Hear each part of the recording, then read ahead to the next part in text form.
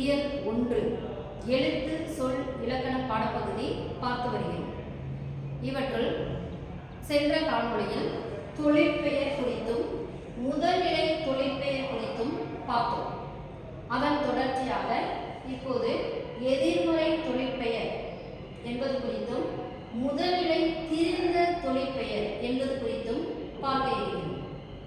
தொழிற்பெயர் தொழிற்பெயர் என்றால் சென்ற காணொளியில் தொழிற்பெயருக்கான விகுதிகள் குறித்து பார்த்தோம்.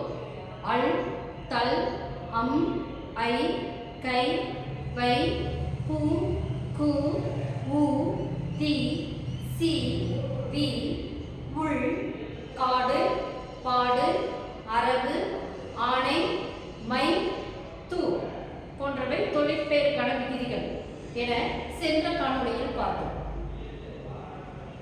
அதாவது இந்த விகுதிகளை கொண்டு முடியும் சொல் தொழிற்பெயர்.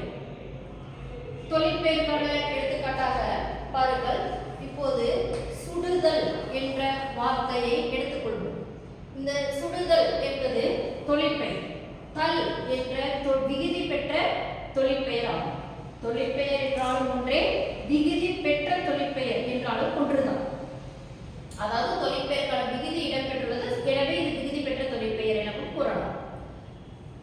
இந்த தொழிற்பெயரினுடைய முதல்நிலை தொழிற்பெயர் என்றால், அதாவது தொழிற்பெயருக்கான விகுதியை நீக்கிவிட்டு பிறகு கிடைக்கும் அந்த பகுதி, அதாவது அந்த வேர் சொல், கட்டளை சொல்லே முதல்நிலை தொழிற்பெயர். பாருங்கள், தல் என்ற இந்த விகுதியை நீக்கிவிட்டால் சுடு என்ற வார்த்தை நமக்கு கிடைக்கும்.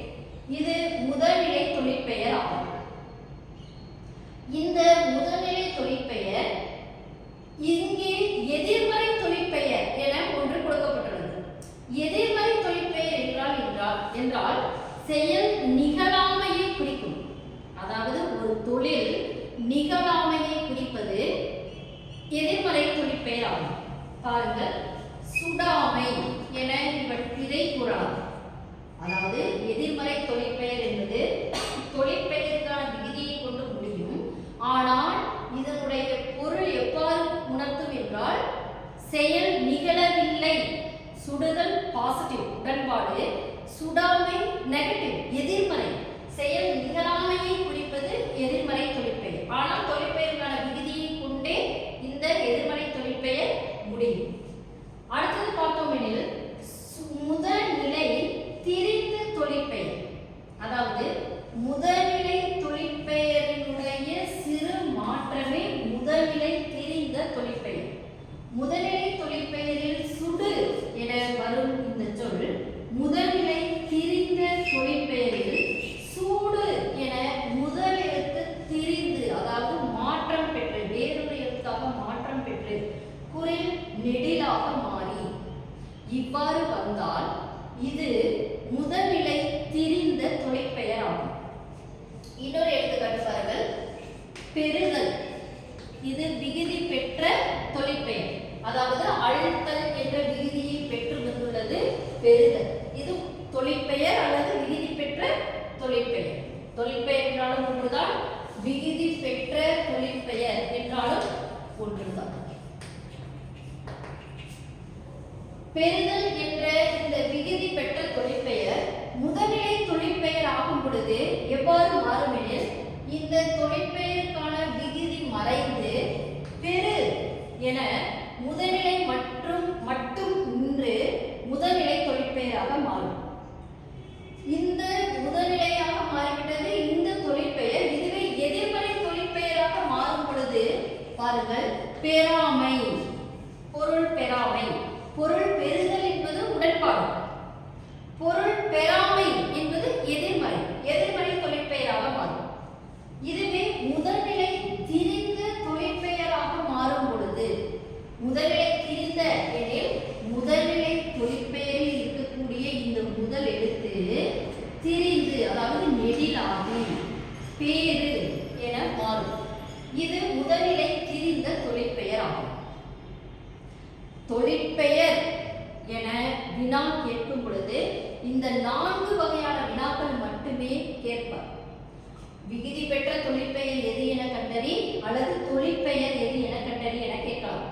தொழிற்பெயர் எது என கண்டறி என கேட்டால் கொடுக்கப்பட்டுள்ள 4 ஆப்ஷன், அதாவது 4 தெரிவுகளில் தொழிற்பெயருக்கான விகுதிகள் நாம் சென்ற காணொளியில் குறிப்பிட்டோம் அல்லவா, அந்த விகுதிகளில் ஏதாவது ஒன்று கொண்டு முடிந்திருந்தால் கொடுக்கப்பட்டுள்ள வார்த்தை அதுவே விகுதி பெற்ற தொழிற்பெயர் என கண்டுகொள்ள முடியும். அதுவே வினா முதல்நிலை தொழிற்பெயர் எது என கேட்டால் அந்த தொழிற்பெயருக்கான விகுதிகள் இடம்பெறாமல் அதனுடைய முன்பகுதி மட்டும் இடம்பெற்றிருக்கும் அவ்வார்த்தை கண்டிப்பாக கட்டளையாக இருக்கும். இதை வைத்து முதல்நிலை தொழிற்பெயர் நாம் எளிமையாக கண்டுகொள்ள முடியும். எதிர்மறை தொழிற்பெயர் என்பது செயல் நிகழாமையை குறிக்கும், செயல் நடைபெறவில்லை என்பதை குறிப்பது எதிர்மறை தொழிற்பெயர். இதை வைத்து நாம் கண்டுகொள்ள முடியும். அதுவே முதல்நிலை திரிந்த தொழிற்பெயர் என்றால் முதல் எழுத்து, முதல்நிலை தொழிற்பெயருக்கு வரக்கூடிய இந்த முதல் எழுத்து சூடு என நெடிலாகி குறில் நெடிலாகி முதல்நிலை திரிந்த தொழிற்பெயராக வரும்.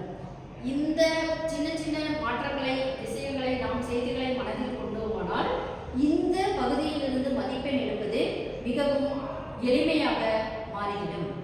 பாருங்கள், அடி என்ற வார்த்தை கொடுத்தால், அடி அடி என்ற வார்த்தை கொடுத்தால் அடித்தல், அதாவது அழுத்தல் போன்றவை ஏதாவது வந்தால் விகுதி பெற்ற தொழிற்பெயராகும். அழுத்தல் வரவில்லை, எனவே முதல்நிலை தொழிற்பெயர். அழுத்தல் விகுதி இல்லை என்றால் முதல்நிலை தொழிற்பெயர். ஏனென்றால் தொழிற்பெயருக்கு அழுத்தல் போன்ற விகுதிகளை இப்போது நாம் பெரும்பான்மை பயன்படுத்துகிறோம். எனவே அழுத்தல் விகுதிகளை நான் உதாரணமாக கூறுகிறேன். அடி, இதுவே அடியாமை என வரும் பொழுது எதிர்மறை தொழிற்பெயர் ஆகிறது. அடித்தல் என வரும் பொழுது விகுதி பெற்ற தொழிற்பெயராக மாறுகிறது. இவ்வாறு தொழிற்பெயருக்கான, அதாவது விகுதி பெற்ற தொழிற்பெயர், முதல்நிலை தொழிற்பெயர், எதிர்மறை தொழிற்பெயர், முதல்நிலை திரிந்த தொழிற்பெயர் என்பவற்றை நாம் எளிமையாக